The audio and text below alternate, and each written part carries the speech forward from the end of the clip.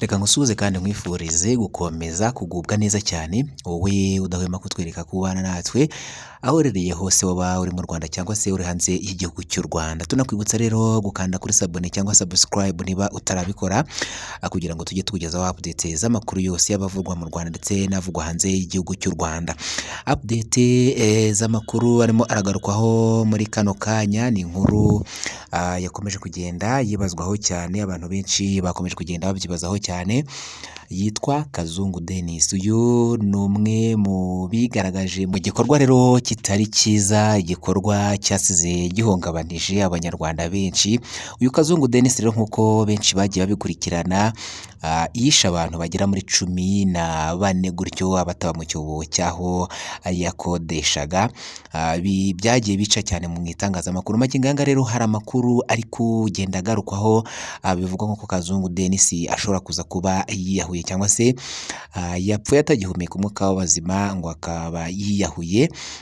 Ni amakuru rero ari kugenda agarukwaho, benshi bakomeza kugenda babigarukaho. Mu by'ukuri ese koko aya makuru yaba ari aya nyayo?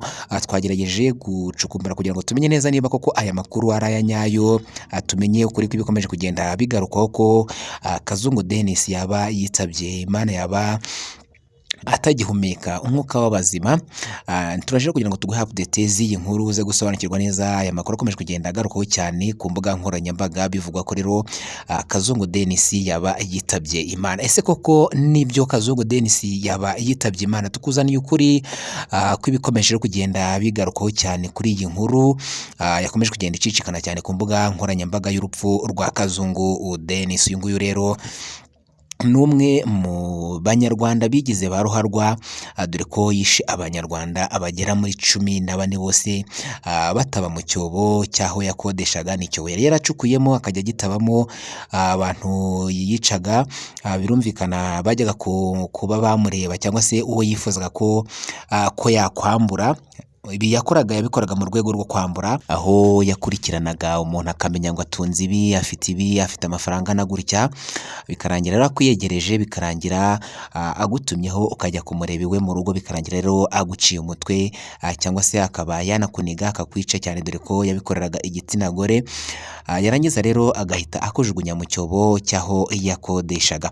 Uyu Kazungu Denis rero aya makuru akomeje kugenda agarukwaho y'urupfu rwe, niyo tuje kugira ngo tuguhe ukuri kw'ibikomeje kugenda abigaruka. Ariko mbere y'uko rero tubigarukaho ku buryo burambuye, reka tubanze tugusabe nyaboneka, niba ari ubwa mbere ubanye natwe, turagusaba gukanda kuri sabone cyangwa subscribe, ntiwibagirwe gukanda ku nzogera kugira ngo nizyo dushyiraho amakuru notification ujye uzibona uri mu ba mbere. Turagusaba gukora share aya makuru yakayasangiza byibuze abantu 3 cyangwa 4, uraba uduteye inkunga ikomeye cyane, uraba utweretse ko ubana natwe. Ujye muri comment naho utanga igitekerezo cyawe kandi unakole like zibe nyinshi kugira ngo tujye twibana 5 kwa 5.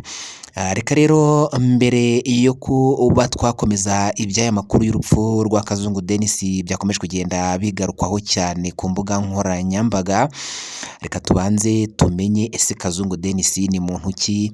Ese Kazungu Denis yafashwe ate? Byagenze bite? Twibukiranye muri make uko Kazungu Denis yaje kuba yafatwa kugeza ubwo yaje gukatirwa urwa burundu, ndetse binavugwa ko ngo kwakira ibi ngibi byaje kuba byamunanira, byuko yakatiwe burundu, dore ko no mu minsi yashize yaje kujurira bikarangira binaniranye. Mbere yuko rero tubigaruka ku buryo burambuye, reka tubanze tumenye Kazungu Denis ni muntu ki?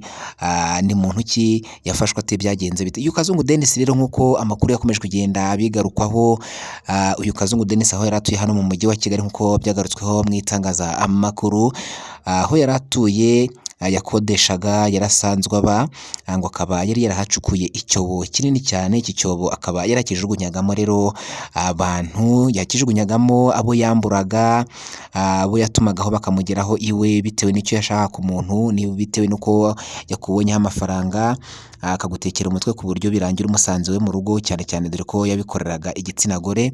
Wamusanga mu rugo iwe rero, bikarangira akwatse ibyo wari ufite byose, ndetse yarangiza agahita akuniga cyangwa se akaguca ijosi agahita akujugunya muri cya cyobo yari yaracukuye. Ibi bintu yabikoze igihe kinini, abikorera abantu bagera muri 13 igitsina gore bagera muri 13 ndetse n'umusore umwe wa 14 nk'uko byagiye bigarukwaho mu rukiko ubwo yaburanaga.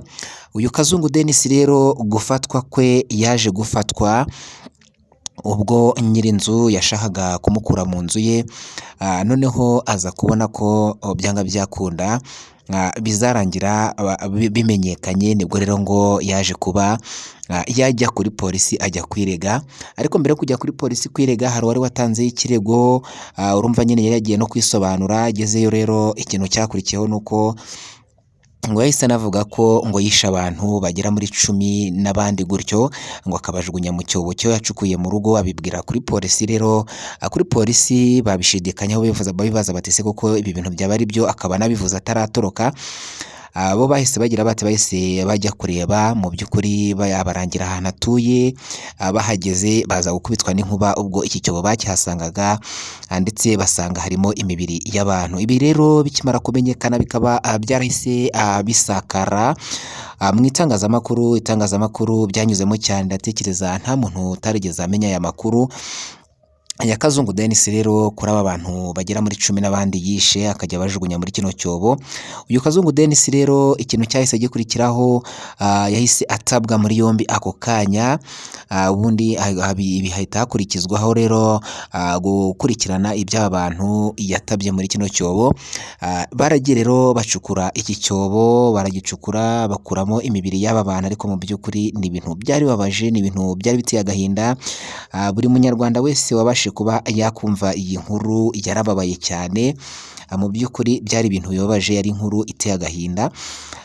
Imibiri rero y'aba bantu Kazungu Denis yari ageragiye ajugunya hano muri kino cyobo bayikuyemo, ndetse na dosiye ihita ikomeza. Uyu Kazungu Denis bamushikiriza ubutabera, araburana ndetse aza gukatirwa burundu.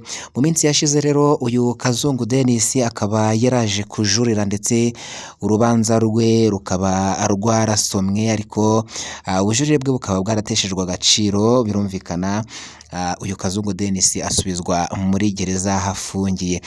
Ikintu rero cyaje gutungura mu bantu ni inkuru yakomeje kugenda icaracara ku mbuga nkoranyambaga, bivugwa ko uyu Kazungu Denis ngo yaba yaje kuba yakwiyahura, ngo yaba yaje kuba yapfa atagihumeka umwuka w'abazima. Yana makuru yakomeje kugenda icaracara ku mbuga nkoranyambaga.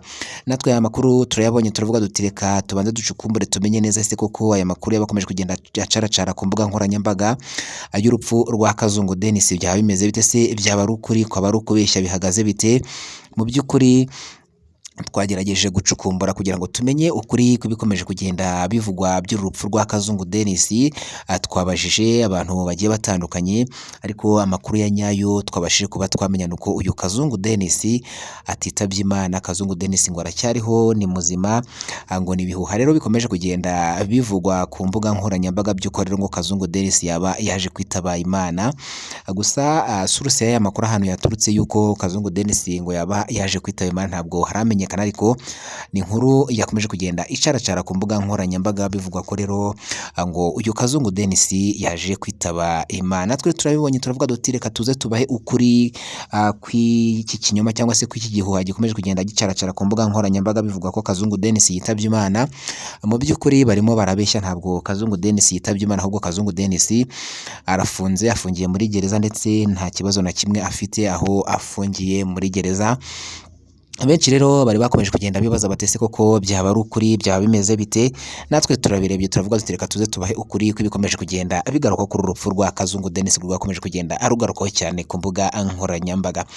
Reka rero tugusabe niba ari ubwa mbere ubanye natwe ukande kuri sabone cyangwa subscribe, ntiwibagirwe gukanda kunzogera kugira ngo nitujye dushyiraho amakuru notification ujye ubonera mu bambere amakuru yacu ugiye kurikirana 5 kuri 5. Kurashare cyangwa se partage aya makuru yasangiza inshuti n'abavandimwe. Ikindi ntiwibagirwe gukora like ugena muri comment, utange igitekerezo cyawe kuko nacyo ni ingenzi cyane. Byizo bishime bibi nabyo bineye kugira ngo tubone uburyo dukosora tujye twigezaho amakuru acukumburana ubuhanga, amakuru acukumburana ubushishozi, ndetse amakuru yizewe cyane. Wakoze kubana natwe rero, ciao ciao, bye bye. Amakuru naka agaruka.